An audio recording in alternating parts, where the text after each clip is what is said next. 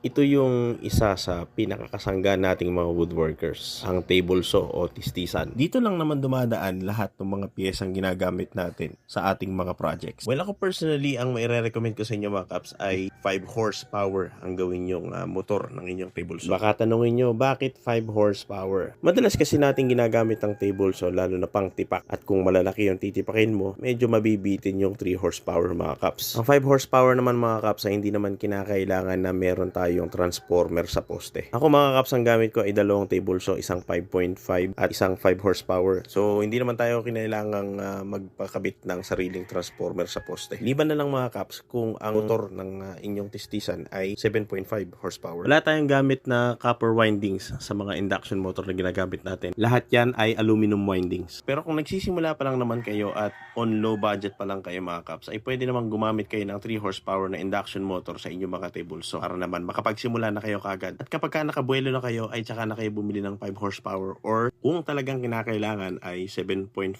horsepower. Kung talagang malalaki na yung mga tinitipak nyo mga kaps. Ang combination naman natin ng pulley niyan mga kaps sa motor ay 5 inches at 3 inches naman sa ehe o sa shafting. Yan yung combination mga kaps na may lakas at may bilis na sakto lang para sa ating mga table saw.